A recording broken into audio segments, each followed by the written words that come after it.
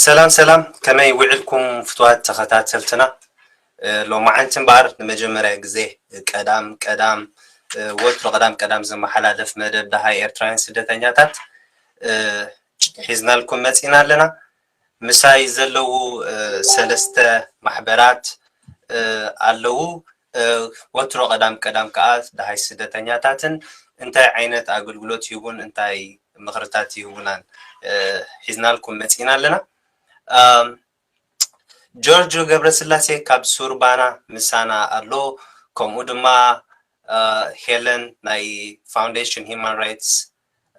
ናይ ኤርትራ ሙቭመንት ኤንድ ዴሞክራሲ ኤንድ ሂማን ራይትስ ከምኡን ሙሉእ ብርሃን ፋውንዴሽን ሂማን ራይትስ ፎር ኤሪትሪያን ምሳና ኣለዉ ከመይ ውዕልኩም ጆርጅ ኣለኻ ዶ ሰላም ከመይ ቀኒኹም ከመይ ውዕልኩም سلام كما يقولكم بعد حن متصاخم ثانكيو نابسي مدبزي بمنصاخم كاني زي مدبزي وتر قدام مساخم كوينا ناب حزبي دهاي سدتنياتات نغبرلو وي نمحلالفلو مدبي ناب حتوتاتي كسغري قداماي تيهلو كنتات اب سدتنياتاتنا بفلاي إيرتراين سدتنياتات اب إثيوبيا اب سودان كمو دما اب ግብፅን اب تونيزيان اب ليبيان اب كمي كنتات ኣለዉ ክትነግሩና ኢኹም ብድሕሪኡ ሕቶታተይ ክቕፅለ ጆርጅ በኣኻ ክጅምር ሽምካ ጆርጅ ገብረስላሴ ከም ትኩሉ ግዜ ኣብ ሜድያ ንሰምዖ ወይ ንሪኦ እንታይ እታ ማሕበርካ ገሊፅካ ክትጅምር ትኽእል ኢኻ ቴንክ ዩ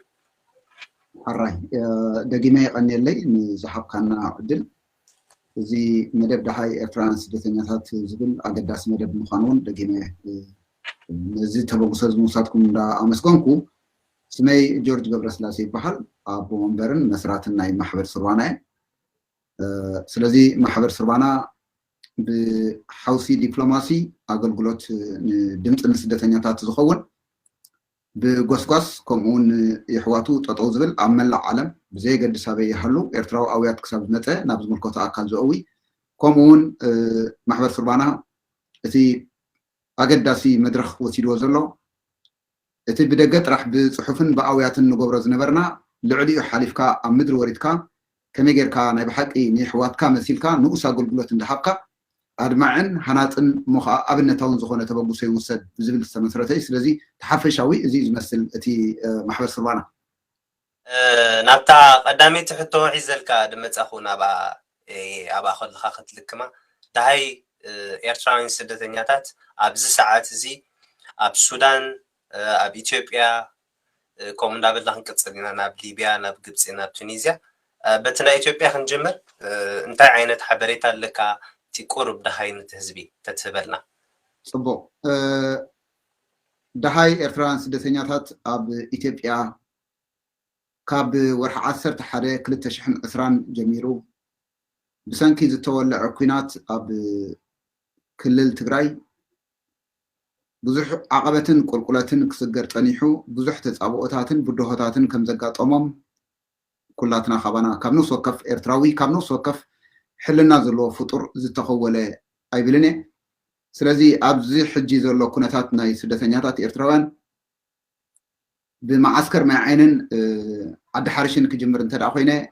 كمت نقط علين أوارح كأوز صنحه باستفلا لي ميدياون كنقر صنحه بتأميات بسئنة مدهانيت باستفلا لي ملكع بدهوتات تقاطم مهلاون منبارون حجون ناي كومون ناي تقطتا يكون وحسنت زغولولو عينتات تححزا استفلا لي عينت بدهوتات كم زقاطمم كابو خوصو خبلون بزح عينت بدهوتاتن زي ترأيين نغرات كم زقاطمم كاب قالهم نفس وقف قدوس زيغا كاتاتولو تنيحي حجون كاتاتولو لزبل امنتي زلني ابز حلفه صومن حدا كابتي تريوتات بملكع صحف وتينيرو دحارون باستفرالي ملكع بحوسي قال محتتون تنجيرو نيري زي اخا مستناي بدهوتات ناي سدتنياتات اندابلنافت مع عسكرات كابو خوص خبلو خاني كال عانت بدهوتات يغاطمم منبارو بزتفرالي ملكع اكو بميديا بصحفاتن كحبر انت طنحه حجن بتستيموني ويك اب مسكرنت ملكع ኣብ ሓደ ህሞት ኣብ ወርሒ ሓደ ዕለት ዕስራ ዝተበገሱ ኣሕዋትና ከባቢ ሰዓት 8 ኣብ መንገዲ ክኸዱ 3 ሰዓት ምስ ተጓዓዙ ዝተተሓዙ ኤርትራውያን ስደተኛታት ስለ ዝነበሩ 5 ምንባሮም ካብዞም 5 ምስ ተተሓዙ ዝተፈላለዩ ዓይነት ቃሎም ክህቡ በቶም ወተሃደራት ናይ ክልል ትግራይ ስለ ዝተተሓዙ መን ኢኹም ካበይ ኢኹም መፂኹም ተባሂሉ በቲ ዝተባህሎም መሰረት እቲ መልሶም ሂቦም ስደተኛታት ምዃኖም ክሳብ 6 ዓመት ኣብ ማዓስከር ዝገበሩ ምዃኖም ቃሎም ሂቦም ከብቅዑ ንሽዑ ለይቲ ሒዞሞም ሓዲሮም ንፅባሒቱ ግን ናብ ሓደ ገምገም ናይ ዲጋ ተወሲዶም ምርሻን ኣብ ልዕሊኦም ከም ዘጋጠመ ካብቶም ሞይቶም ተባሂሉ ሓደ ኤርትራዊ ዜጋ ስሙ ዓቂብናዮ ምህላውና ሓቢርና ኢና ሕጂ እውን ብኸምኡ ክኸይድ እቲ ንዕኡ ዘጋጠሞን ነቶም ኣሕዋቱ ዘጋጠሞምን መነመን ምዃኖም ኣስማቶም ክንደይ ከም ዝገበሩ ማዓስከራት ዝተገለፀ ስለ ዝነበረ ነዚ ኣሰካሒ ወይ ከዓ ኣዝዩ ዘስደምም ነገራት ክሰምዕ ከለኹ ናብ ካልኣይ ቅድሚ ምሕላፍ ስድራ ቤት እውን ተነጊሮም ስለ ዝኾኑ ነፍሲ ወከፍ ስድራ ቤትን ቤተሰብን ዕሩኹን ፈተውቱን ከምኡውን ዝኾነ ይኹን ቅዱስ ዜጋ ብዛዕባ እዚ ሕማቕ ክሰምዕ እንከሎ ቅድም ክንብሎ ዘለና መንግስተ ሰማይ ዋርሶም ንስድራ ቤት ፅንዓት ይሃብኩም ተባሂሉ እዩ ዝስገር ስለዚ በዚ ክሰግሮ እየ ንግዚኡ እዚ ሓውና ናይ ሕክምናዊ ኣገልግሎት ክረክብ ከም ዘለዎ ክሳብ ሕጂ እኹል ሕክምና ከም ዘይረኸበ ብቐጥታዊ ብምዝርራብ ምስኡ ዝረኸብኮ ሓበሬታ ስለ ዘሎ ነዚ ተቐዳምነት ክወሃብ ዘሎ እቲ ናይ ሕክምና ኣገልግሎት እዩ እዚ ክንብል ከለና ተደጋጋሚ ተፃሒፉ እዩ ብድምፂ መልክዑን ሰሪድና ስለ ዝነበርና ደጊምና ክንዛረቦ እንተደኣ ኮይና እቲ ቀዳማይ ብድሆ ኮይኑ ዘሎ ኣብቲ ማዓስከራት ዘጋጥሞም ዘሎ ሂወት ኣብ መንገዲ ክኸዱ ከለዉ ካብኡ ዝተበገሱን ኣብቲ ሓድሽ ማዓስከር ዘይኣተውን ብዙሓት ዜጋታት ስደተኛታት ዳሃይም ጠፊኡ ስለ ዘሎ ነዚ ከዓ ከምቲ ተባሂሉ ነበረ ብሕጋዊ ኣገባብ ፀብፃብ ብናይ ማሕበር ተራድኦ ዓለማትን ብካልኦትን ዝግበር ዓይነት መስርሕ ክወሃቦ ስለ ዘለዎ ነዚ ነገር ተፀቂጡ ክስራሓሉ ዘለዎ መስርሕ ክህልዎ ኣለዎ ዝብል እምነት ዘለና እዚ ካብ ቀፃሊ ክንሕብር ኢና ካብዚ ድሒኖም ዝመፁ ኣብ ማዓስከር ዳባት ከም ንቁጣ ዝነበረ ናይ ዳባት ሕጂ ግን ኣብ ዓለም ዋጭ ተባሂሉ ሓድሽ ማዓስከር ተደኪኑ ዘሎ ዝኣተው ክሳብ 4,500 ዝኸውን ቁጥሪ ከም ዘሎ እዩ ዝሕበር ኣብዚ ኩነታት እዚ እንዳነበሩ ቀፃሊ ኣውያት ክግበር ፀኒሑ እዩ እቲ ኣውያት ዝግበር ዝነበረ መጀመርታ ሓድሽ ማዓስከር ስለ ዝኾነ ጉባእ ኣገልግሎት ብዝግባእ ክዳለወሉ እቲ ማሕበር ተራድኦ ዓለማት እቶም ናይ ኣራ ወይ ከዓ ናይ ፀጥታ ናይቲ ሃገር ዝበሃል ኩሉ ዓይነት ብሓላፍነታዊ ኣገባብ መቑነኖም ምግቦም ገዛውቶም ክሳብ ሕጂ እንድሕር ኢኹም ዘይተጋግየ ክሳብ 30 ገነን ሃንገራት ክስራሕ ዝግብኦ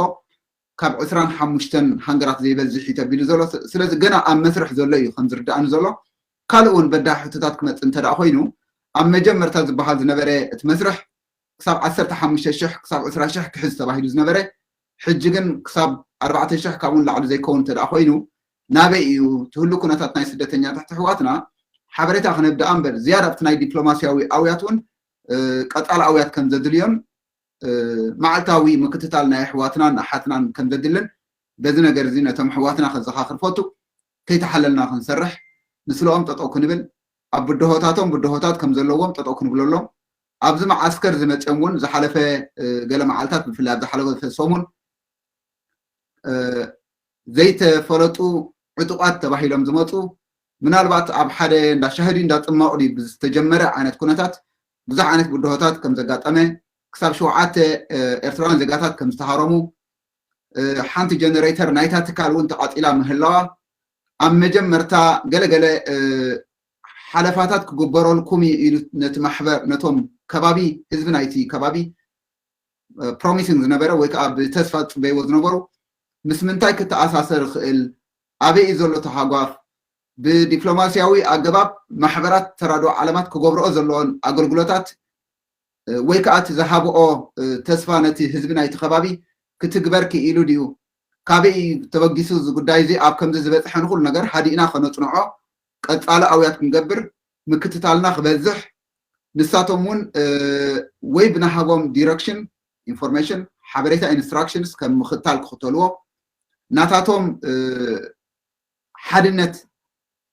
ኣገዳሲ ምዃኑ ተራ ከም ዝፃወት ዝኮነ ይኹን ኣካል ነቲ ሓላፍነት ናይቲ ህዝቢ ዝወስድ ብግቡእ ሓላፍነት ወሲዱ ክሰርሕ ድምፆም ክእክብ ድምፆም ቅድሚ ምእካቡ ንዕኡ ዝምልከት ኣሰራርሓውን ናይ ባዕሉ ኣብ መስርሕ ናይ ዘሎ ኩነታት ቀፃልነት ክግበሮ ተኽእሎታት ክህሉ ከም ምዃኑ እንዳሓበርኩ ስለዚ እቲ ኩነታት ናይ ስደተኛታት ኣብቲ ሓድሽ መዓስከር እውን ገለገለ ተርእዮታት ኣጋጢሙ ስለ ዝነበረ እቲ ዝነበሮም ሽግር ዝተበደለ ዳግማይ ከይብደል ክንብል እንከለና ሕጂ እውን ናብኡ መፂኦም እቲ ዝተበደለ ዳግማይ ከይብደል ዝብል ሓደ ዓይነት መስርሕ ኢና ንኽተል ኣብቲ ይኹን ዝኾነ ዓይነት ዓመፃትን ግፍዕን ሓይሊ ጎነፅን መሰልካ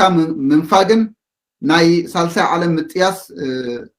ተኽእሎታት ጠጠው ንኸይብልን እዚ ኩሉ እዚ ኣብ ቦትኡ እንዳሃለዎ ከሎ እቲ ጉድሆታት ይኸይድ ኣሎ ምክትታልና ክዓቢ መዓልታዊ ኣውያቶም ክንሰምዕ ናብ ዝምልከቶ ኣካል እንዳሕለፍና ብወከልቲ መልክዕ ስትራክቸር ዝኾነ ኣሰራርሓ ክህልወና እውን ኣገዳሲ ስለ ዝኾነ እቲ ጉድሆታት ኣብ ባይቱ ኣሎ እቲ መስርሕ ገለገለ ካልኦታት ተርእዮታት እውን ክረኣዩ ዝኽእሉ ነገራት ኩሉ ግዜ ብትዕዝብቲ ክንከታተሎ ስለ ዘለና እቶም ኣሕዋትና ኣብኡ ዘለው ቀፃሊ ምክትታል ክንገብረሎም ናይ ኩላትና ሓላፍነት እዩ ዝብል እዩ ዘለኒ ስለዚ እቲ ናይ ማዓስከራት ነዚ ዝመስል ካብዚ ዝመፀ ግን ብዙሕ ኤርትራዊ ስደተኛ ዓቕሊ ፅበት ስለ ዘሎ እቶም መሰጋገርቲ ደቂ ሰባት ዝጥቀሙሉ መናውራ ከታልሎም ስለ ዝኽእል ናብ ዘይተደለየ ካልኦት ሃገራት እንዳኸዱ ኣብተን ካልኦት ሃገራት እውን ሽግር ናይ ባዕሉ የጋጥሞም ስለ ዘሎ ንዕኡ ድሓር ስለ ንዛረበሉ እዚ ኩሉ ዓይነት ተኽእሎታት ብዝከኣል መጠን ኣሕዋትና ክረጋግኡ እንድሕር ዳ ኮይኖም ልክዕ እቲ ንብሎ ዘለና ድምፂ ሒዝና ምምፃእ ናብ ሜድያ ምምሕልላፍ ጥራሕ ዘይኮነ ብመልክዕ ዲፕሎማስያዊ ጠጠው ክንብለሎም ብኣውያት ጠጠው ክንብለሎም ማሕበር ተራድኦ ዓለማት ኣገልግሎት ክህባ እቲ ናይ ኣራ ዝበሃል ግቡእ ናይ ፀጥታን ውሕስነትን ዘለዎ ባይታ ክኸፍተሎም ንሕና እውን ከም መደብ ንሰርዖ ኩሉ ግዜ ኣሎ እዩ ብድሕሪ ሕጂ እውን ንገብሮ ዓይነት ተኽእሎታት ክመፁ ይኽእሉ እዮም ኩሉ ግዜ ግን ንብሎ ኣፍ ደገ ናይቲ ስራሕ ምስ ገበርና እቲ ሓሲብናዮ ዘለና መደባት ክግበር ምስ ጀመረ ንህዝቢ ንህቦ ስለ ዝኾነ ህዝቢ ክከታተለና ደጋጊምና ንፅውዕ ኢና ሕጂ እውን ንፅውዕ ኣለና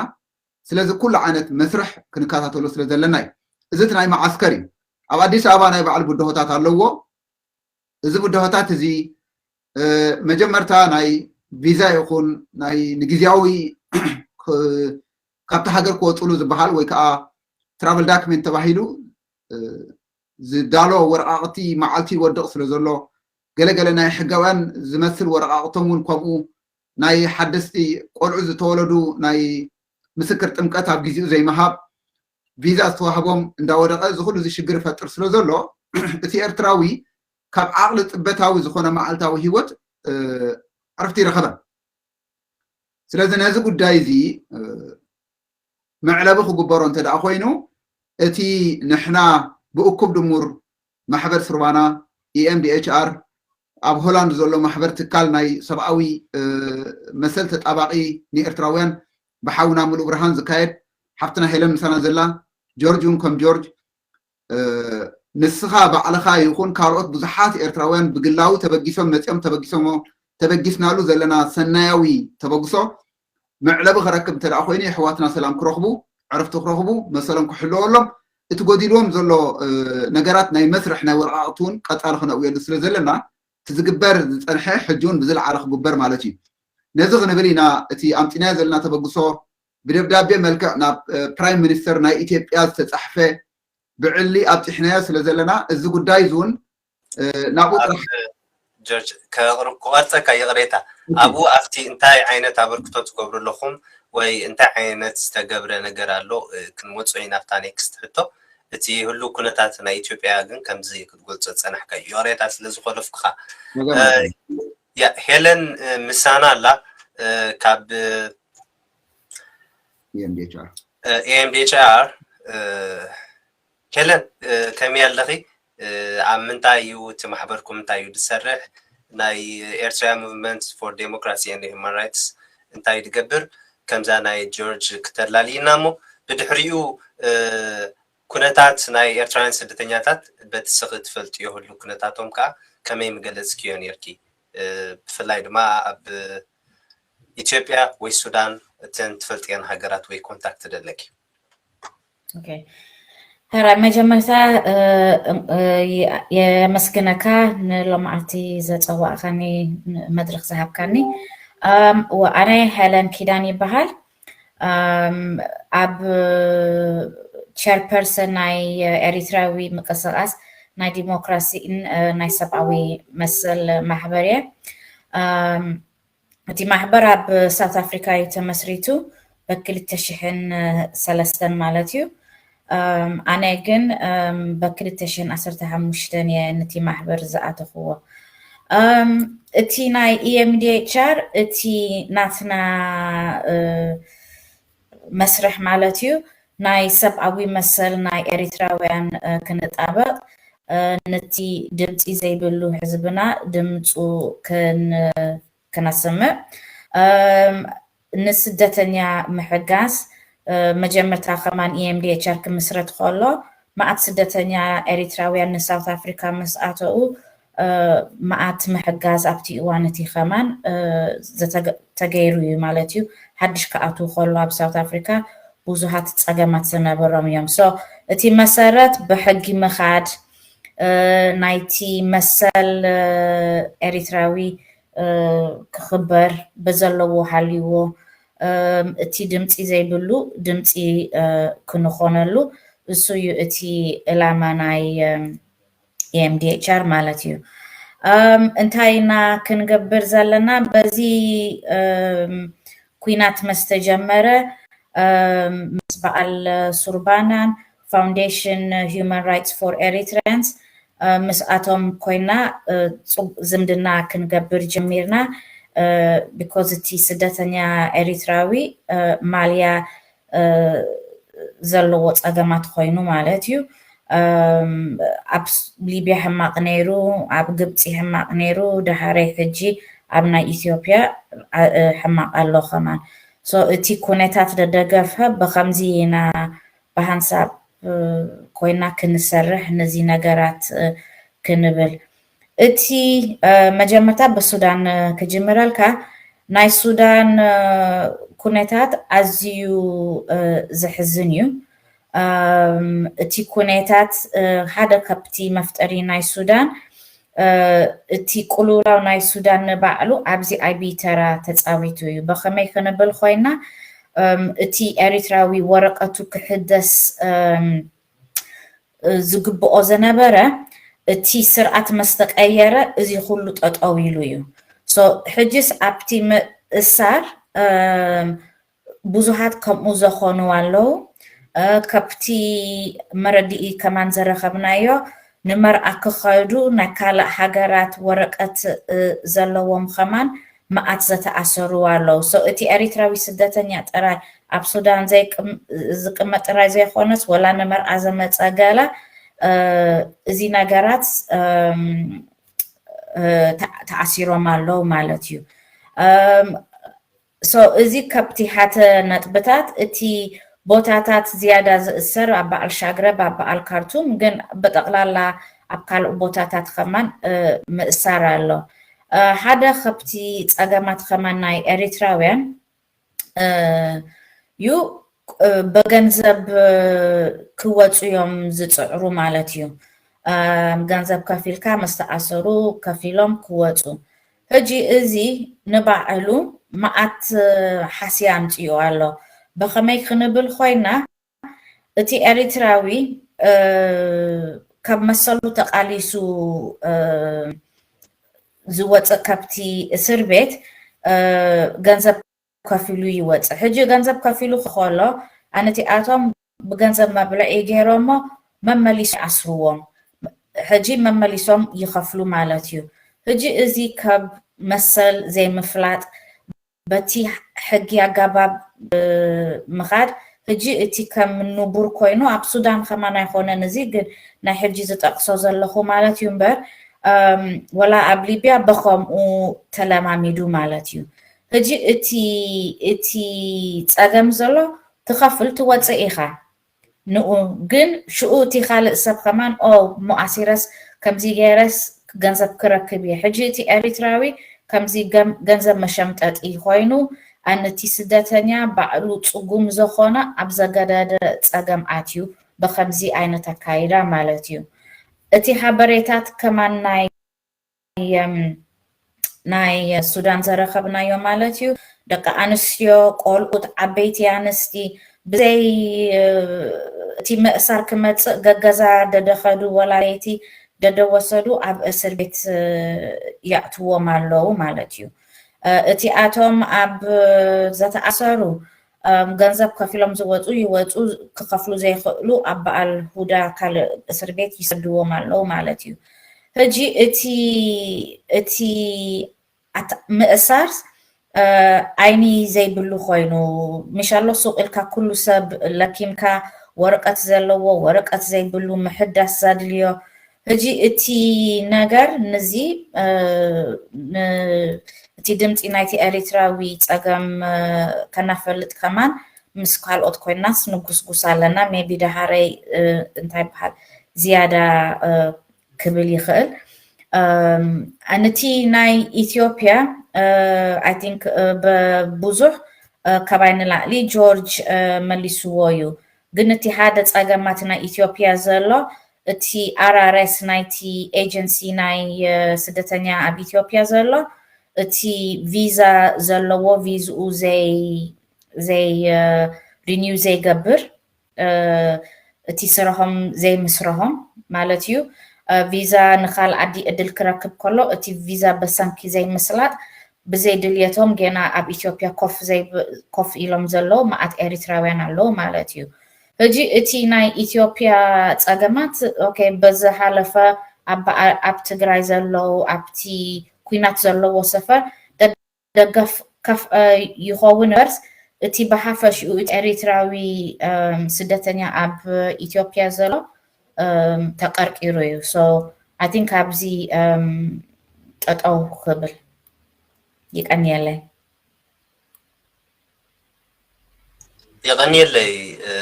ሄለን ጽቡቅ ሓበሬታ ሂብክና ኣለኺ ኣነ እንታይ ክብል መደለኹ ኣብቲ ከም ማሕበር ሒዝኩሞ ዘለኹም ናይ ሱርባና ቪዥን ከምኡ ድማ ኤርትራያን ሙቭመንት ፎር ዴሞክራሲ ኤንድ ሂውማን ራይትስ ኣብ ዝነታት ስደተኛታት እንታይ ይገብር ኣሎ ወይ ኣብ ምንታይ እንታይ እዩ ትገብርዎ ዘለኹም ኣብ ዝቐረበ እዋን ከንታይ ጌርኩም ዝተተላልዩና ሞኒ ሓንቲ እውን ኣብዚ ሜድያ ለንቀነ ዝተዘርግሐት ጽሕፍትላ ብዛዕባ እውን ክትገልጹልና ማለት እዩ ጆርጅ ናባኻ ወይ ሄለን ክጅምር ትኽእል ኢኺ ወይ ሄለን Thank you MJ so እንታይ ንገብር ኣለና ምስ ዝተፈላለዩ ማሕበራት ንሰርሕ ኣለና ነቲ ኤሪትራውያን ዝረኽብዎ ፀገም መፍትሒ ክርከበሉ ማለት እዩ ሶ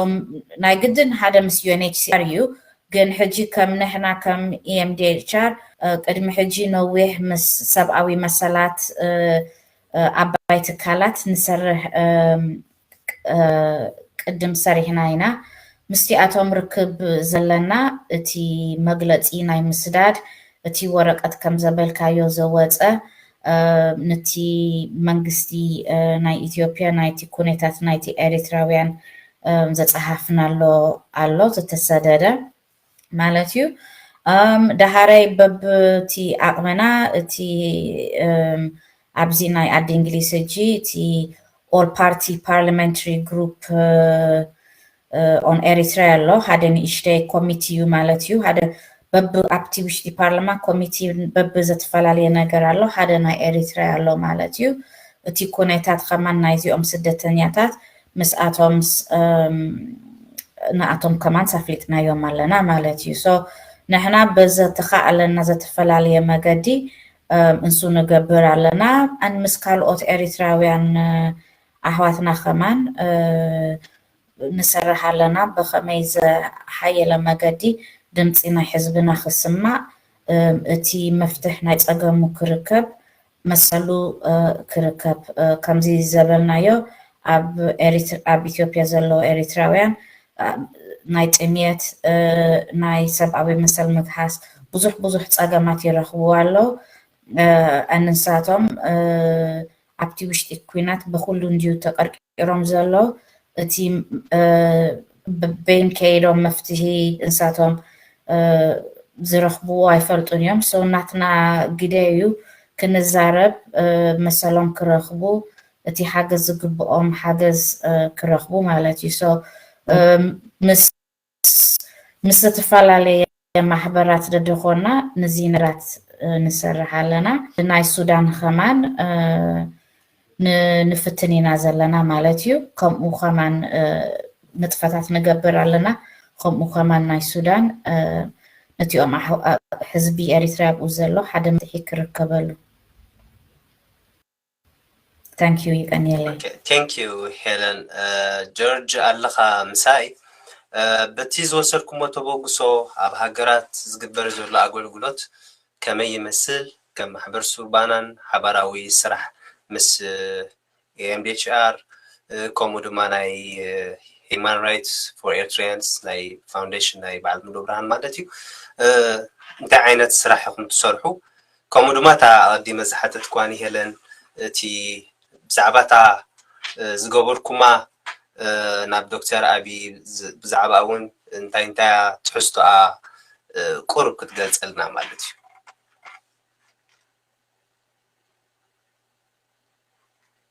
أي ميت سالخا بش هو اتي محبر سربانان كلاتنا بحبارن اكوب دمور كنا نقبر صنحنان زلنان مجمرتا لك كمزي اقدم زبلكو غوسغوس نقبر كلنا بزعبا صحيف كان بمحبر ترادو علامات نابزل خيو منقص ناب كالك خيل كلن وزح عمتاس تسرحو زنبره نالبات كابو توسخنا تدمعو خهلو بعين خاونتري انرات كهلو سلازلو تباهيلو اتقدام اي تاريخ جبرنايا مجمرتا بقص كلنا مدر سرح اب ليبيا ينيرو ስለዚህ ከማህበር ስርባና ኣብ ሊቢያ ክኸፍቱን ከሎ ቀሊል ነገር ኣይነበረን ብዙሕ ጉዳዮታት ነይርዎ እዩ ናብ መሬት ወሪድና ኢና ሕሙማት ኣብ ገዛውቲ ተኻርዮም ብዓባይ ሰዓል ተሳቂዮም ደቂ ሰባት ገዛ ከካርዮም ኣብ ዘይክእልሉ ዝነበሩ ኩነታት ካብ በዓል ጋርያን ዝበሃል ካብ ኣፍሞት ዘድሓናዮም ሰባት ብዝተፈላለየ ኣብያት ተገብረሎም መእተው ዝሰኣኑ ገዛ ዝተባህለ ንገዛ ተኸፊቱ አገልግሎት ዝህብ ዝነበረ ምግቦም መደቀሲኦም ፍርናሽን አንሶላን ዝኹሉ ወይ በዓልና ይኹን ወይ ካብ ማሕበር ተራድኦ ይኹን እቲ ከምኡ ዓይነት ርክባት ዝነበሮ ንባዕሉ ፅዋን መፍጣር ንሕዋትካ ስለ ዝነበረ አገልግሎት ጥራሕ ዘይኮነ ሕክምናዊ አገልግሎት ንመዓልቲ 4 መዓልቲ ብሰሙን ክሳብ 25 ሰባት ሪጋ ሒዞም ከምዚ ኣብ ኣስመራ ንገብሮ ቀደም ዝግበር ዝነበረ ናይ ሕክምናዊ ረድኤት ሪጋ ሒዝካ ፀኒሕካ ክሳብ 25 ነፍሲ ወከፍ ንጎሆ 4 መዓልቲ ብሰሙን ዝግበረሉ ዝነበረ መድረኽ ምስራኣናዮ ምናልባት ሰብ ብኻሊእ ይረዳኣዮ ኣይረዳኣዮ ንሕና ግን ዕጉባት ምዃንና እቲ መሬት ኣገልግሎት ዝህብ ዝነበረ እቲ ናይ ኣሕዋትካ ድምፂ ምዃን ሰብ ኣለዎም እዩ ዝበሃል ዝነበረ ሎሚ ናብ ካልእ መልክዕ ኣትዩ ዝኹሉ እዚ ክንሪኦ ከለና ብዘይገድስ ስለዚ ካብዚ ምስ ተበገሰ ናበይ ይኸይዱ ናብ ሱዳን መፂና እውን ምስትማኡ ዘለዉ ህልዋት ማሕበራት ናይ ቅዱስ ፍየትን ክዳንን ተባሂሉ ዝተጀመረ ቀዳሞት ተመሪቐን ናይ ምቕፃል ተኽእሎ ንባዕሉ ኣይቀፀለን እንተኾነ ግን ሓደ ነገር ተገይሩ ቀፂሉ ናብ ግብፂ ምስ መፀ ልክዕ ብከምዚ ዓይነት ሰፈይቲ መኪና ገዚእኻ ነቶም ኣብኡ ዘለዉ ኮሚኒቲ ማሕበረኮም ኣገልግሎት ዝህቡ እንዳበራትዓኻ ተምሃሮ ናይ ትምህርቲ ዕድል ከም ዝረኽቡ ጌርካ ክሳብ ሎሚ ጥራሕ 38 ኤርትራውያን ኣዴታትን ደቂ ኣንስትዮን ተመሪቐን ክዳውንቲ ሰፍየን ዝገርመካ ናይ ቦርሳ ይኹን ክዳውንቲ ይኹን ጎላፉ ናይ ክስታ ይኹን ዝኹሉ ዓይነት ሰሪሐን ክትሪአን ከለኻ ናቱ ቀፃልነት ናይ ባዕሉ ሓደ ፕሮግራም ክንሰርዕ ዳ እምበር ኣብኡ ጥራሕ ጠጦ ክብላ ዘይኮነ ስለዚ እቲ ከምኡ ዓይነት ዘርእየካ ፍናን ዘለዎ ከመይ ገይሩካ ዓቢ ዝብል ገና ዘይተተግበረ ነገራት ከም ዘሎ ክንነግረኩም እዚ እውን እኹል ኣይኮነን ቀፂልና ነቲ ነገራት ብድሆታት ናይ ኣሕዋትናን ቤተሰብናን ኤርትራውያን ወለዶ ብምሉእ ስለ ዝረኣናዮ ነዚ እውን ከም ተበግሶ ተወሲዱ ዝተገብረ ናይ ቤት ትምህርቲ ዕድላት ሲኢኖም ዝነበሩ ቤተሰብ ደቆም ክሕዙ ኣብ ገዛ ናይ ስራሕ ዕድል እውን ዘይረኸቡ ነዚኣቶም እውን ሓደ ነገር ክግበር ኣለዎ ተባሂሉ ተቐዳመይቲ ቤት ትምህርቲ ባና ተባሂላ በቶም ኣብኡ ዘለዉ ማሕበራት ብምትሕብባር ተገይሩ ንሕና ንዕኡ ተበግሶ ተወሲዱ ክግበር ከም ዘለዎ ዝገበርናዮ 216 ዝኾኑ ተምሃሮ ህፃናት ኤርትራውያን ካብ ቀዳማይ ክሳብ 6ይ ክፍሊ ተኸፊትሎ ማለት እዩ ዝገልግሎት እዚ ንባይ ባዕሉ ንሕና ተበግሶ ክንወስድ ከለና ህዝባዊ ተሳትፎ እውን የብሉን እዚ ናይ ባዕሉ ጉዳዮታት ኣለዎ ነቲ ጉዳዮታት ምናልባት ሰብ ክፈልጦ ይደአ ግን እቲ ንሕና ዝገብሮ ዘለና ተበግሶ ኣብነታዊ ዝኾነ መርኣያ ፅልዋ ናብ ማሕበር ተራድኦ ዓለማት እዚ ጥራሕ ከዓ ጠጠው ኣይበለን እቶም ማሕበራት ኤርትራውያን ኣብኡ ክገብርዎ ዘይከኣሉ እተናብኡ ዘሎ ዓበይቲ ማሕበራት ኣቃልቦ ክረኽባሉ ዘይከኣላ ክሳብ ሕጂ ጥራሕ ኣከባቢ 8 ዓበይቲ መጥባሕቲ ኣብዛ ሕጂ ግዜ ሓውና ዓለ ሓዊስካ ማለት እዩ ሜድያ ዝርኢኹሞ ከቢድ መጥባሕቲ ዝተገብረሉ ብዙሓት ዓሰርተታት ኣሽሓት ዶላርስ ከፊሎም ክሕክምዎ ዝገበርና ማሕበራትን ኣውያትን ሎሚ እውን ገና ብሕክምኑ ዝቕፅል ዘሎ ክሳብ 8 ዓበይቲ ዓይነት መጥባሕቲ ዘድልዮም ሰባት ጥራሕ ተገይሩ እዩ እዚ ነገር እዚ ቀሊል ነገር ኣይኮነን ምስ ተገብረ ጥራሕ ቀሊል ዝመስል እዚ ናይ ባዕሉ እንዳተገብረ ከሎ ኣብ ኣዲስ ኣበባ ኣብ ኢትዮጵያ ብመሰረት ብምኽንያት ኣብ ትግራይ ዘጋጠመ ውግእ ዕናዊ ዝነበረ ዘኽታማት ህፃናት ዓመፃት ዘጋጠሞም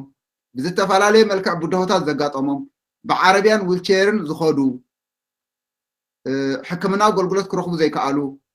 ብጉዳዮም ማሕበር ተራድኦ ዓለማትን ዋላው ኣብኡ ዘሎ ናይ ትካላት ናይ ኣገልግሎትን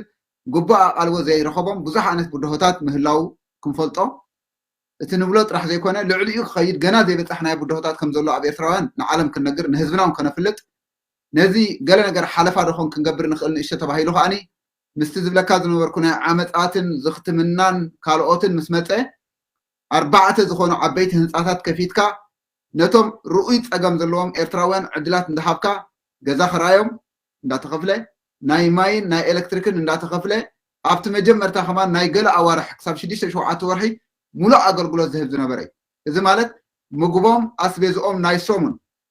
ክሳብ 8ታት 10ታት ኣሽሓት ብር ናይ ተዓዲ እንዳወፀ ኣብ ሶሙን ጥራሕ ዝግበር ዓይነት ሓለፋታት መቕኖኖም እንዳተዋህበ ዝኸይድ ዝነበረ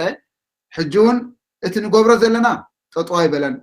እቲ ዓይነት ንገብሮ ዝነበርና ክንቅይሮ ግን ክንግደድ ኢና ምክንያቱ ህዝብና ይሳተፎ የለን ብደገ ኮይኑ ዝከታተሎ ዘሎ እምበር ኢዱ ክዝርጋሕ ኣይከኣለን ነቲ ዝግበር ዘሎ ከተባብዑ ኣይከኣለን ኣዝዩ ውሕድ ዝኾነ ሰባት ጥራሕ ክሳተፎ ስለ ትርኢት ቡድሆታት ኣብ ባዕሉ ናይ ቦትኡ ኣለዎ ግን ተበጊስናሉ ዘለና ሰናያዊ ተበግሶ በቲ ዝረኣየናን ዝመፃናን ቡድሆታት ዘይኮነ እቲ ህዝቢ ዝግልገሎ ዘሎ ንሱ እዩ ዝፈልጦ እቲ ንገብሮ ዘለና እቲ ዝረኽቦ ዘሎ ትማሊ ኣብ ደገ ግዳም ሓደር ዝኾነ ትማሊ ብንቡር ሕማም ሕዱር ሕማም ተሳቂዩ ሰባት ኣቃልቦ ክገብረሉ ዘይከኣሉ ሎሚ ንዑ ዕድላት ክንረክብ ከለና ዓሰርተታት ናቱ ናይ ምግባር ተኽእሎታን ሕልምታትን ኣገዳሲ እዩ ካልኦት ማሕበራት እውን ናይ ባዕሎም ተበግሶ ዝወሰዱ ኣብ ዝተፈላለየ ቦታታት ትምህርቲ ክገብሩ ዝደልዩ ሰባት ኣለዉ እዮም ንዓኣቶም እውን ኢድን ጓንትን ኮይንካ ክተባብዑሉ ዝኽእሉ ተኽእሎታት ክመፅእ ኣለዎ እዚ ክንብል ከለና ብዙሓት ኤርትራውያን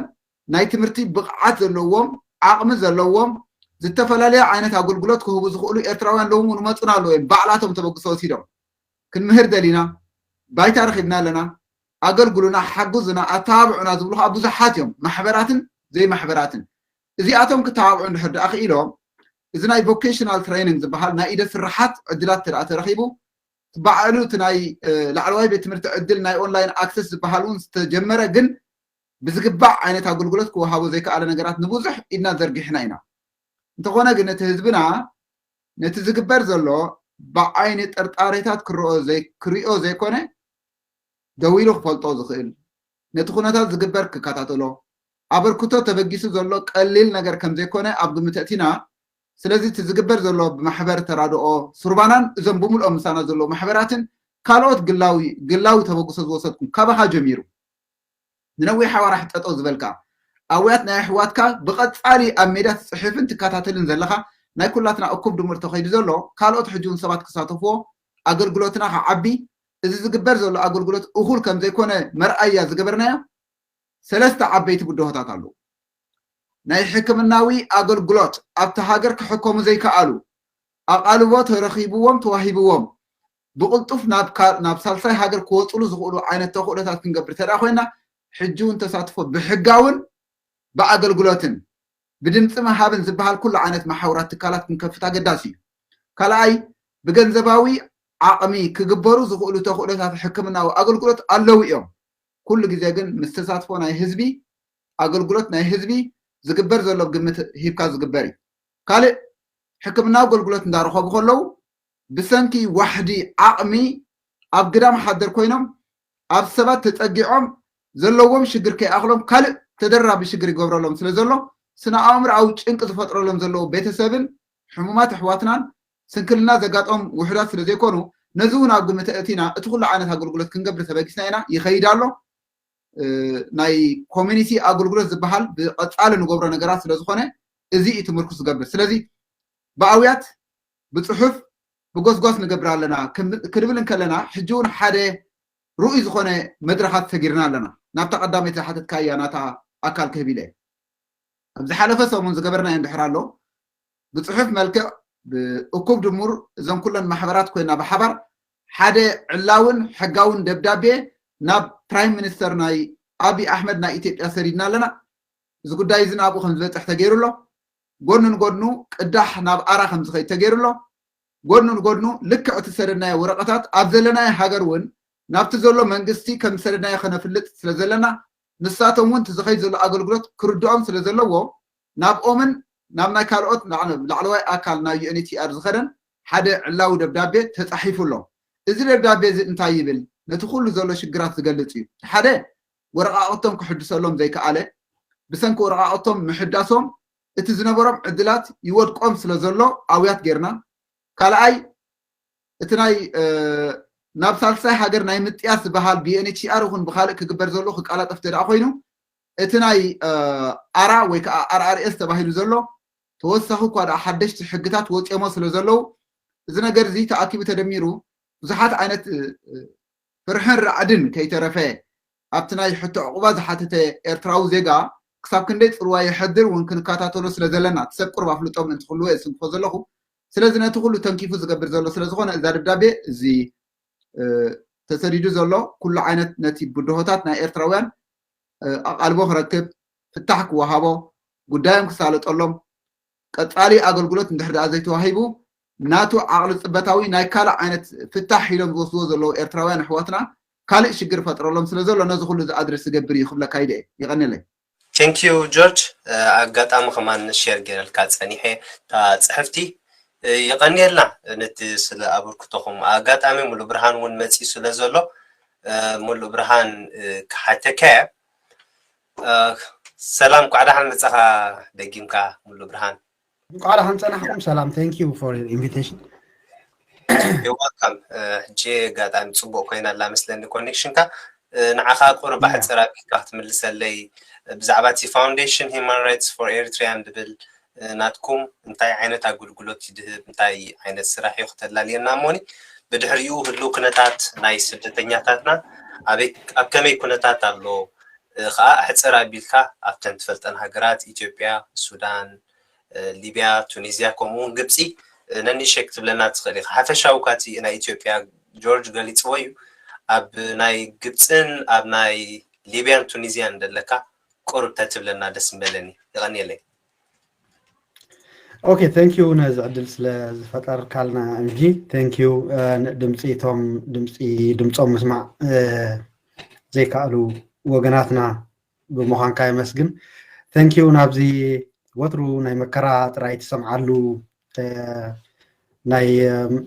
ስደተኛታት ጉዳይ ስለ ዝመፃኻን ብፃይና ስለ ዝኾንካን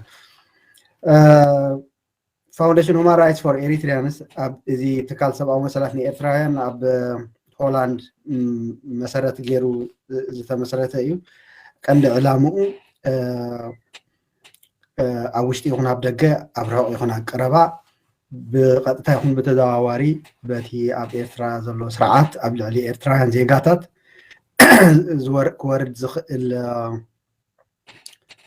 ክወርድ ዝኽእል ዝኾነ ዓይነት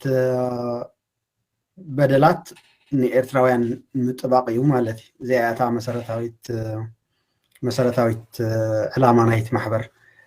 ብቐንዱ እቲ ስርዓት ኣብ ልዕሊ ሕብረተሰብና ዘውርዶ ዘሎ ሽግራት ዝፈጢርዎ ዘሎ ነውፂ ፈጢርዎ ዘሎ ዝንባል ፈጢርዎ ዘሎ ጭንቀትን ምፍልላይን ቀሊል ስለ ዘይኮነ ከዓ በቲ ስርዓት ኣብ ዝተፈላለየ ሽግራት ዝወደቑ ማሕበረሰባት ኤርትራ ንዓኣቶም ምስ ከማና ዝኣመሰሉ ትካላት ምስ መንግስታት ናይ ኣብ ውድብ ሕብራት ሃገራት ዘለዉ ትካላት ኣብ ኦርጋናይዜሽንስ ዘለው ብምሉኡ እናተሓባበርና ንኤርትራውያን ኣብ ምጥባቅ ንርከብ ኣለና ማለት እዩ ስለዚ ዕላማ እዚ ኮይኑ ኣብዚ ዝሓለፈ 3 ዓመታት ብፍላይ መጀመርታ ኣብቲ ናይ ምምፃእ ናይ ኮሮና ድሕሪኡ እዚ ናይ ኣብ ትግራይ ዘጋጠመ ኩናት ብመንፅሩ እቲ ኩነታት ናይ ስደተኛታት ኤርትራውያን ኣብ መላእ ዓለም ካብ ዝኸፍአ ናብ ዝበኣሰ እናኸደ ይኸይድ ኣሎ ማለት እዩ ንኩሉ እቲ ኣብ ደገ ዘሎ ኤርትራዊ ይኹን ኣብ ውሽጢ ኣብ ስደት ኣብ መከራ ዘለው ኣሕዋትና መመሊሱ ዝኸፍእ እምበር መመሊሱ ዝሓይሽ የለን ማለት እዩ መሊሱ ነዚ ኩነታት እዚ ዝያዳ ተኣፋፊ ዝገብሮ ወይ ዝያዳ ሕማቕ ዝገብሮ ከዓ ኤውሮጳዊ ሕብረት እቲ ናይ ባሕሪ ምዕፃው ወይ ከዓ እቲ ናይ ገማግም ባሕሪ ሊብያ ብሓለዋ ባሕሪ ምዕፃው ነቲ ዝነበረ መንገዲ ጠጠው ከብሎ ኣይከኣለን ምምፃእ በዚሑ እኳ ደኣ ግን እቲ ሽግር ዝወርዶም ስደተኛታት ብጣዕሚ ክትገልፆ ዘፀግምን ዘስካሕክሕን ኩነታት እዩ ዘሎ ማለት እዩ ስለዚ እቲ ኤውሮጳዊ ሕብረት ማዕፅኡ ስለዝዓፀወ እቲ ምምፃእ ናይ ኤርትራውያን ጠጠው ኣይበለን ወይ ንድሕሪት መዋፅኦ የለን ኣብ መወዳእታ 2-3 ግዜ 4 ግዜ 5 ግዜ ክሳብ 11 ግዜ ዝኸፈልሎም ንስድራ ቤቶም ይፍትኑ ይተሓዙ ናብ ፖሊስ ይመፁ ካብ ፖሊስ ከፊሎም የውፅኦም እንደገና ናይ እንታይ ሽሞ ከፍልሎም ከም ዳለ ኣብዚ ኩነታት እዚ ኣሎ ማለት እዩ ምስኡ ዝኸይድ ኣብ ቱኒዝያ ምስ ዝነበረ ኩነታት ናይ ሊብያ ናብኡ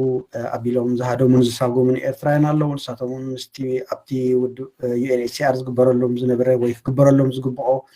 ኣገልግሎት ስለ ዘይረኸቡ ኣብ ሽግርን ኣብ ደገን ተደርቢዮም ኣብ መከራ ይርከቡ ኣለዉ ማለት እዩ ኣሳት 50 ዝኾኑ ኤርትራውያን ድማ ብዝኸፍአ መልክዕ ናይዚ ጉዳይ ዝያዳ ተጠቃዕቲ ኮይኖም ኣለዉ ምናልባት ኣብ ዝሓለፈ እዋን ካብ ቱኒዝያ ንባሕሪ ክቆርፁ ክብሉ ዝተጎድኡ ኣሕዋት ከም ዝነበሩና ኩሉ ሰብ ይዝክሮ እዩ ኩሉ ሰብ ይፈልጦ እዩ ማለት እዩ ስለዚ እቲ መከራ ናይ ኤርትራውያን ኣብ ገማግም ባሕሪ ናይ ማእከላይ ባሕሪ ኣብ ሊብያ ይኹን ኣብ ግብፂ ይኹን ኣብ ቱኒዝያ ይኹን ብጣዕሚ እንዳኸፍአ ስለ ዝኸደ ኣብ ዝሓለፈ እዋን እውን ምናልባት ኣብ መወዳእታ ሰሙን ናይ ወርሒ 3 ሓንቲ መርከብ እውን ከም ዝጠሓለትን ኣሳተይ ተዓብ ዝኾኑ ሚግራንትስ ከም ዝጠፍኡ ካብኦም 4 ወፂኦም ከም ዘለው ሓበሬታ ሂብና ነርና ቅድሚ ሕጂ ማለት እዩ ስለዚ እቲ ፀገም ኣብ ቦትኡ ኮይኑ እቲ ዋሕዚ ኤርትራውያን ናብቲ ዝፀንከረ ወይ ዝሸገረ ቦታ ከዓ ብኡ መንፅር ይኸይድ ኣሎ ስለምንታይ ከምኡ ክኸውን ኣሎ እንተኢልና እቲ ብድሕሪኡ ዘሎ ደፋእ ሓይሊ ወይ ጠንቂ መሰረት ናይ ዝኩሉ ነገር ዝኾነ ስርዓት ኣብ ኤርትራ ኣብ ትግራይ ዝገርመና ማለት ዝገርም ካብ ዓም ተዛሪበሉ ነይረ ኣብ ትግራይ ኩናት ነይሩ ኩናት ማለት ሰብ ዝቀታተለሉ መድረኽ ማለት እዩ ብነፈርቲ ብከቢድ ብረትን ብኣጋርን ኩናት ኣብ ዝነበረሉ እዋን ኤርትራውያን ካብ ኤርትራ ንትግራይ ይስደዱ ነይሮም ንትግራይ ይሳግሙ ነይሮም ንትግራይ ይሃድሙ ነይሮም ዶብ ጥሒሶም የብሉ ነይሮም ስለዚ እንታይ እዩ ዘርእየካ ናይ ኣብ ኤርትራ ዘሎ ኩነታት ንኤርትራዊ ካብ ኩናት እውን ዝኸፍአ እዩ ማለት ስለዚ ትደፋእ ሓይሊ ንሱ እዩ ትጠንቂ ናይ ዝኩሉ መከራና ንሱ እዩ እዚ ዝፈጠሮ ጠንቂ ድማ ኣብ ኣዲስ ኣበባ ኣብ ኢትዮጵያ ዝተፈላለዩ ከተማታት ዘለዎ ኤርትራውያን ኣብ ሕማቅ ኩነታት ኣለዉ ጉዳያቶም ከምቲ ዝግባእ ክጣበቀሎም ኣይከኣልናን ፕላስ መፍትሒ ክርከብ ኣይከኣለን ኣብቲ ዞባ ዝተፈጠረ ኩናት ከዓ መሊሱ ኣጋዲዱ ማለት ብዙሓት ኤርትራውያን ኣብ ሕቑፊ ህዝቢ ትግራይ ተዓቂቦም ዝነበሩ ኣብ ማዓስከራት ትግራይ ተዓቂቦም ዝነበሩ ኣብዚ ዝመፀ ኩናት ዘሰዓቦ ኩነታትን እቲ ስርዓት ናይ ኤርትራ ብዝፈጠሮ ኩነታትን ኣብቶም ዝፈረሱ ክልተ ማዓስከራት ዝረኣናዮ ኩሉ ግዜ ፀብፂብናዮ ኢና ኣብ ብዙሓት ኤርትራውያን ስድራ ቤታት ወይ ኣብ ብዙሓት ስደተኛታት ኤርትራውያን መንእሰያት ብዙሕ ናይ ሂወት ጥፋኣት ናይ ዝተፈላለዩ ዓመፃት ሽግራት ማእሰርቲ ምጥፋእ ምጥማይ ቶርቸር ማዕልያ ዘይብሉ ሽግራት ብኩሉ መዳይ ይወርዶም ኣሎ ማለት እዩ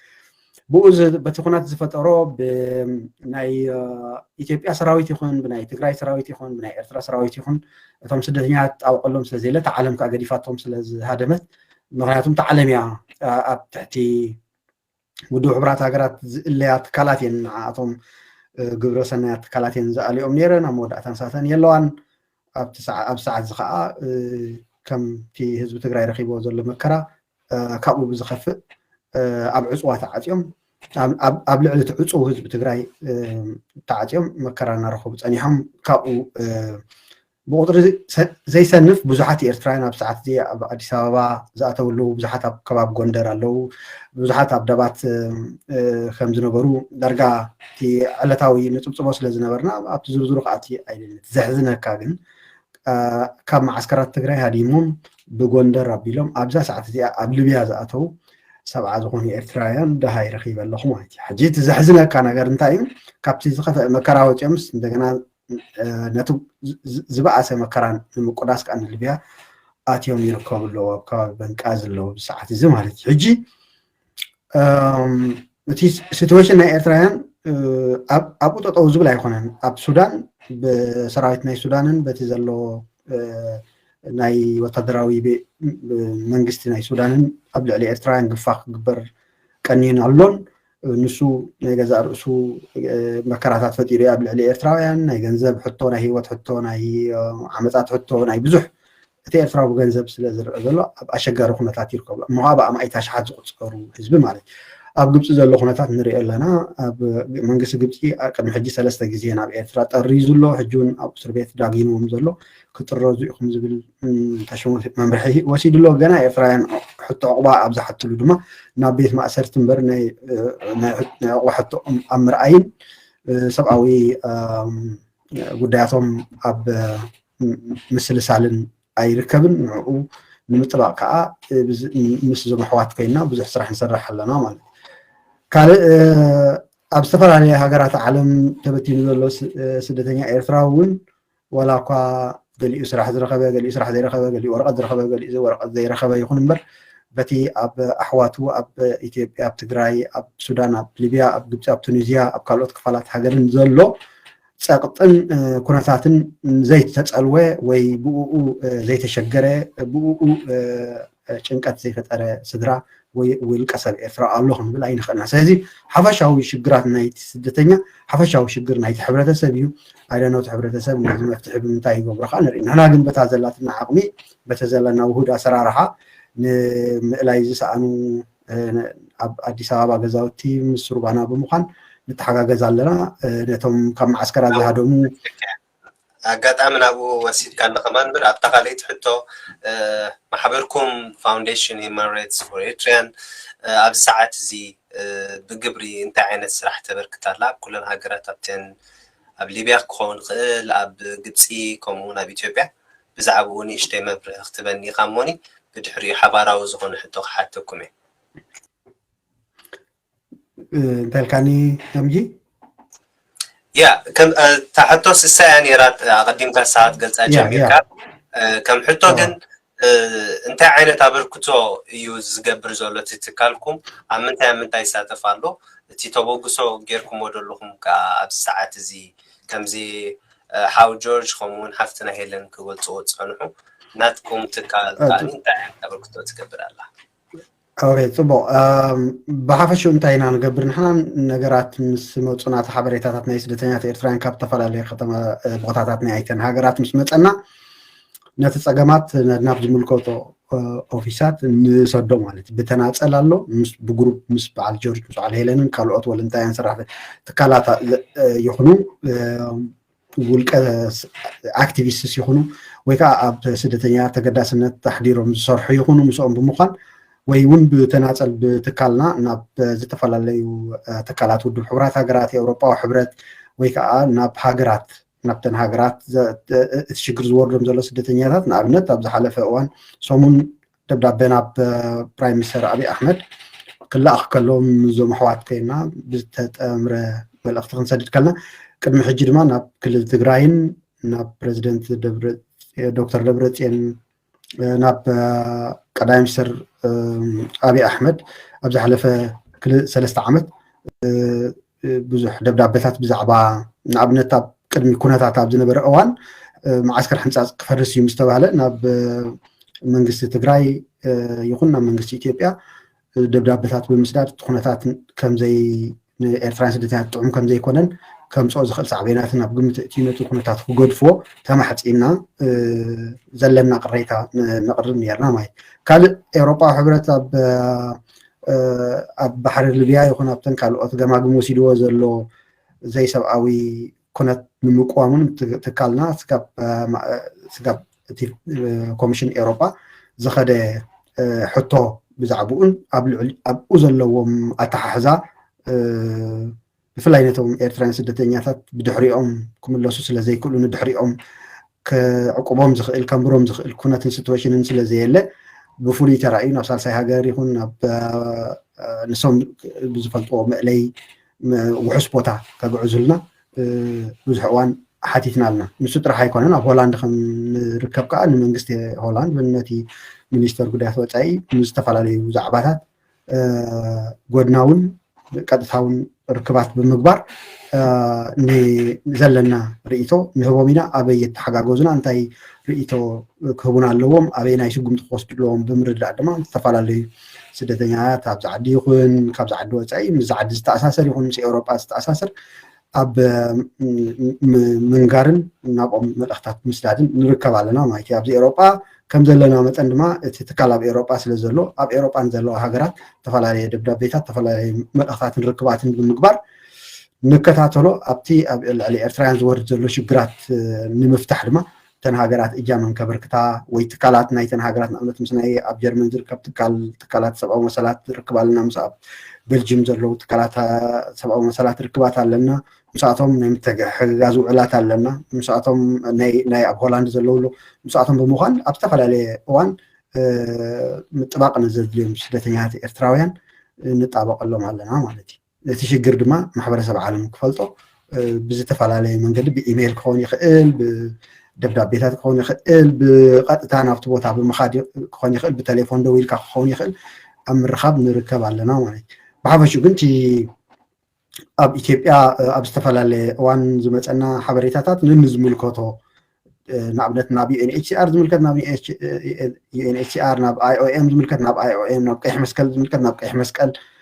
ሓበሬታ ብምሃብ ነቲ ጉዳይ ተኸታቲሎም ኣብ ልዕሊ እቲ ዘመልክት ዘሎ ሰብ ውሕስነት ዝርከበሉ መንገዲ ንምፍጣር ንገብር ማለት ኣብ ሱዳን ከምታት ከጋጥም ከሎ ከምኡ ንገብር ኣብ ኤርትራ ንዘጋጥሙ ዝተፈላለዩ ሓደስቲ ወይ ነባራት ሪፖርት እንተደኣ መፅኦምና ድማ ነናብ ዝምልከቶ ናብ ትካላት ሰብኣዊ መሰላት ናይ ዓለም ድዩ ናብ ናህና መሻርክቲ ድዩ ናብተን ሃገራት ድዩ ናብተን ሓያላት ሃገራት ዝምልከት ደብዳቤታት ይኹን ቅሬታታት ናይቲ ዝሰማዕናዮ ሪፖርት ኣብ ምብፃሕ ንነጥፍ ማለት እዩ ብቐንዱ ድማ ንዝተፈላለዩ ኤርትራውያን ብዘለና ውሱን ዓቕሚ ዋላ እኳ ከምቲ ዝድለ እንተዘያድምዐ ምኽርን معدان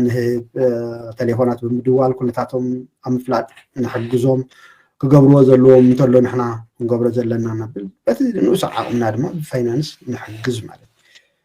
لازم مسألة نتفتات زلوا. أوكي يغني اللي حاوي ملو برهان جورجو لخا هيلن ون اللخي مسانا حدا حبر أو زخون حتى بفلايد ماسخهم بمحبرات ترنيفكم سلازلهم إيرتران سدتنياتات كقبروا زلهم ناتكم تبغسون كون كخون انتاي كقبروا على تبلوم سناتكم تبغسوا مالتي ردت لها حتى I think yeah كجمر ولا كجمر تخلي خياله yeah alright so انتاي تبغسوا تي حزبنا كوسد على وندي خاطر زلها ونتناتكم تبغسوا تاي جيروم كعبيو ولا وين تاي كقبروا على وملكم تحسبوا كون كخون مالتي سلاماوي سلفي مقبار هذا نتي مثل نتي سدتنيا أبزي حجرات تقصنا يوم مالتيو دمتهم كسمع هذا خال أي نجار بب عدو زلو هجي يوروبا بارلما زلو طي أي حس كان مثلني هيلنا توم سدتنيا تاتسي نزناتكم تبغوا سوري تلابوهم ወይ ከምዚ እንተዝገብሩ ንዓና ሓጋዝ እዩ ትብሉ ኣብ ኢትዮጵያ ይሃሉ ኣብ ሊብያ ኣብ ሱዳን ዘለው ከም ስደተኛታት መጠን ነትናትኩም ተበግሶ ሓይሊ ክኾነ ስታይ ክገብሩ ክኽእሉ ኣለዎም እያ ርድት ያ ሶሪ ኦኬ ሄጂ ተረዲእካ ያ እቲ ነንሕዶም ክትሓቃቀፉ ነንሕዶም ክትሓጋገዙ ሓበሬታ ክሕቡና በዘቀልዲ because እቲ ሓበሬታ ቀልጢፉ ክመጽእ ከሎ ቀልጢፉ ሓገዝ ከማን ክረክብ ይኽእል ጸገም ዝመጽእ እቲ ሓበሬታ ደንጉዩ ክመጽእ ከሎ already እቲ ዕንወት መስኾነ ከቢድ እዩ so ብሓንሳብ ኮይኖም ዝተሓጋገዙ ንዓና ዝነግሩና ኮይኖም በዘቀልጠፈ ግዜ نحنا كمان هجي كمزي على صقم كبلو نحنا اوكي بخمزي اخيدو خنبل جن اتي ننحدوم مترناف ننحدوم اتي انفورميشن هجي حدا كبتي صقمات اب كلهم حجرات اريتراويان زسددو انفورميشن ناي بحق يقداسيو اتي انفورميشن نصور كخون كخلالو زخون انتاي بحال هجي نصور زخون حبريتا نكلهم زخيد سو بهذا مقدي كلهم اتي حبريتا بحانساب يرخبو انتا كقبرو علوهم سو إفنان حدهم زتحبابرو خوينهم نكلهم انتا يدلي مقبار خمان نانا مس نگر كايوم اب كلو يزرقاح مالتي سو نانا خمان ازي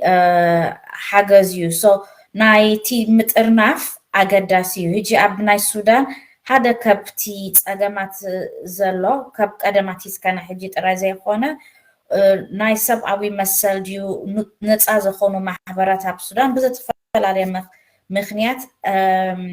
ኣይነበለት ሕጂ ከምዚ ፀገማት ክጓነፍ ከሎ ብሓንሳብ ተሚርካ ወላ ሓደ ስሩዕ መገዲ ማሕበር የብልካ ነዚ ነገራት ክኸውን ፀገማት ክመፅእ ከሎ እዚ ንባዕሉ ካልእ ፀገም ኮይኑ ነቲ ህዝብስ ካልእ ፀገም እዩ ማለት እዩ so እቲ ብሓንሳብ ምጥርናፎም